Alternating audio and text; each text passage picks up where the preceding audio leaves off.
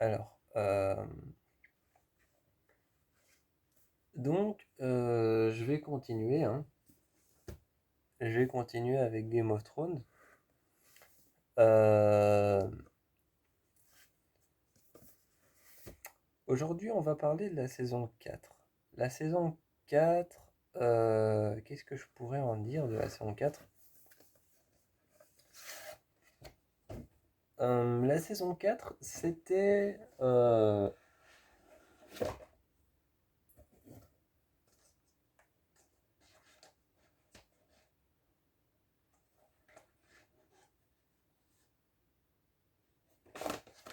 oups,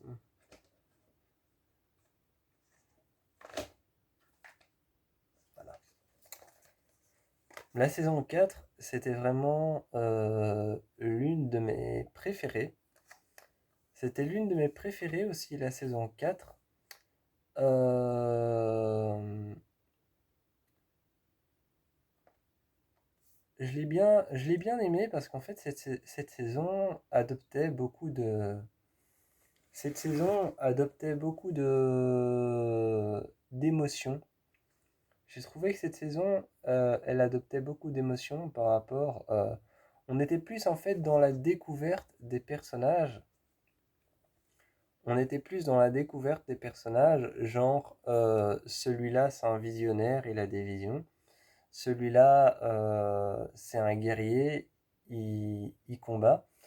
On était vraiment dans une saison comme ça, et c'est ce que j'aimais bien dans la saison 4. Dans la saison 4, on était plus dans quelque chose de découvrir qui on a autour de nous. Et c'était ça qui était assez sympa. C'était ça qui était assez sympa, et je crois que c'est aussi... je crois que c'est aussi l'une des dernières saisons où il y avait un acteur que j'aime bien, qui a malheureusement disparu dans la saison 4, je crois. Je crois qu'il y a un acteur que j'aime bien qui a joué dans Game of Thrones. Je crois qu'il a joué à partir de la saison 2 jusqu'à la saison 4. Mais à la saison 4, son personnage meurt. Son personnage meurt à la saison 4, je sais plus comment, mais il meurt. Et, euh, et en fait, l'acteur Thomas Brody Sangster avait joué dans Game of Thrones. Et j'adore cet acteur. J'adore cet acteur, je l'aime bien, je l'aime beaucoup. Et d'ailleurs, il avait aussi joué dans le film Labyrinthe qui m'avait beaucoup plu, excepté les deux chapitres suivants. Mais il avait joué dans la série Game of Thrones. Et c'était cool de le voir c'était cool de le voir dans cette série. Par contre, c'était moins cool de le voir mourir. C'était moins cool de voir son personnage mourir parce que son personnage, je l'aimais beaucoup. J'aimais beaucoup son personnage. C'était un personnage très, comment dire? C'était un personnage qui avait qui avait souvent des bonnes idées, des illuminations. Très souvent, en fait, c'était le genre de personne à souvent avoir les meilleures idées. Et donc j'aimais beaucoup son personnage parce que c'était un peu oui, ouais, voilà. C'était un peu le lucide et le ludique. C'était un peu le ludique et le lucide de la série. Et j'ai trouvé que c'était vraiment le personnage le plus centré en fait. Et j'ai trouvé que c'était le personnage le plus centré, le plus ludique et le plus lucide de la série. Enfin, des séries dans lesquelles, non, des saisons dans lesquelles il a joué. J'ai trouvé que c'était un personnage très très cool. Et quand il est mort, j'étais un peu triste. Non, j'étais pas triste. Euh, J'étais pas triste pour un personnage qui meurt dans une série. Quand un personnage meurt dans une série, je me dis, il meurt, c'est pas grave. Euh, eh bien, j'aimais bien son personnage. Et surtout que son personnage traînait beaucoup avec d'autres persos qui sont restés jusqu'à la fin de la série en fait. Et son personnage traînait avec d'autres persos qui sont restés jusqu'à la fin de la série. Et quand j'ai dû regarder la saison, quand j'ai dû regarder la saison 5 et que j'ai dû regarder ensuite la saison 6 et que j'ai dû regarder la saison 7 et la saison 8, eh bien, ça m'a fait bizarre de voir ces personnages sans le personnage de Thomas Brody Sangster. Ça m'a fait très bizarre de les voir eux sans son personnage. Euh, la saison 4 était ma saison préférée parce qu'on était vraiment dans la découverte.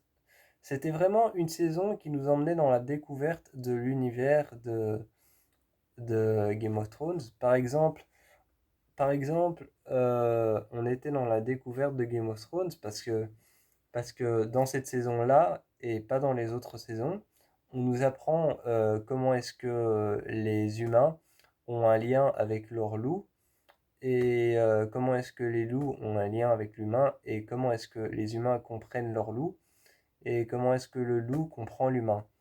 Et, euh, et j'ai trouvé que dans cette saison, il y avait moins de plans j'ai trouvé que dans cette saison, il y avait moins de plans pour, euh, pour conquérir le trône. On était plus dans une saison où on était sur la découverte de l'univers de Game of Thrones. Euh, et donc, on était vraiment sur des explications minimes et on était vraiment sur des explications minimes, microscopiques, qui nous expliquaient beaucoup finalement sur la série. On était aussi sur des explications. L'un des personnages qui. Il y avait l'un des personnages qui traînait avec le perso de l'acteur que j'aime bien, Thomas Brody Sangster. Et justement, il y avait l'un de ces persos qui avait des visions de l'avenir et surtout des visions d'un arbre. Un arbre qui avait une particularité. Il avait une particularité, je crois il pouvait prédire l'avenir ou prévenir de certaines choses. Et justement, il avait souvent des visions de ça. Il avait souvent des visions de ça et il y avait des explications de pourquoi ces visions et pourquoi cet arbre. Et on était sur des petites explications toutes ridicules comme, comme comment est-ce que les loups comprennent les humains, comment est-ce que les humains comprennent les loups. Et on était aussi sur des explications sur pourquoi est-ce que les humains vont au combat, où est-ce qu'ils vont au combat, pourquoi là-bas, et c'est ça qui était cool dans la saison 4. C'est qu'on était sur plein d'explications différentes qui nous racontaient l'univers de Game of Thrones. Et c'est sympa, je trouve que c'est sympa pour une série qui n'est pas anthologique. Donc les séries anthologiques comme American Horror Story ou Channel Zero, ce sont des séries qui, à chaque saison, en fait, ont une histoire différente. Donc quand la saison 1 est terminée, la saison 2 raconte une autre histoire. Et quand la saison 2 est terminée, la saison 3 raconte une autre histoire. Et quand la saison 3 est terminée, la 4 raconte une autre histoire, etc.